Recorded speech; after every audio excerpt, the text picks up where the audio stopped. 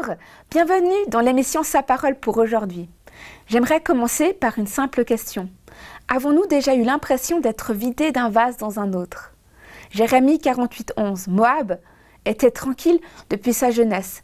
Il reposait sur sa lie, il n'avait pas été vidé d'un récipient dans un autre, il n'était pas allé en exil. À cette époque, pour produire les meilleurs vins, on transvasait le vin de la cuve de fermentation dans des vases en prenant soin de laisser la lie au fond de la cuve. Cette opération se répétait ensuite d'un vase dans un autre afin d'obtenir un vin décanté propre à être consommé à la table du roi. N'est-ce pas une image de ce qu'est la vie chrétienne, transvasée d'un vase dans un autre, enrichie par les expériences vécues d'année en année et décantée par les épreuves traversées? L'un de ces vases devait être celui du test, un vase dont le couvercle avait été scellé et que l'on plaçait dans l'obscurité d'une cave parfois abandonnée pendant plusieurs années. Le vin se clarifiait ainsi pour enfin rivaliser avec les meilleurs. Cette image ne ressemble-t-elle pas aux 3 années que Paul, juste après sa rencontre avec le Seigneur sur le chemin de Damas, dut passer avant de commencer son ministère? Avez-vous l'impression d'être vidé d'un vase dans un autre en ce moment?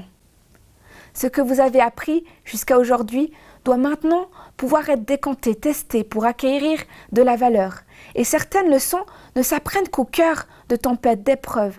Et si vous dites à Jésus que vous souhaitiez mieux le connaître, ne soyez pas surpris s'il vous dit de lui monter avec lui dans la barque afin d'affronter les flots en furie.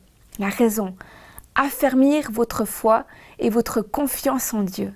Apprendre que sa puissance dépasse tout ce que vous ne pourrez jamais craindre.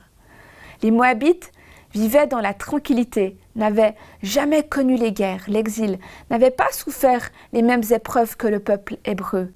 Aussi, reposaient-ils sur leur lit, n'ayant jamais été raffinés par les épreuves.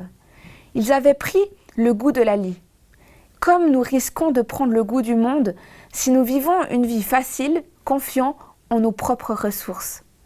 Aujourd'hui, si vous vous sentez vidé d'un vase dans un autre, réjouissez-vous à la pensée que vous vous rapprochez peu à peu de la table du roi.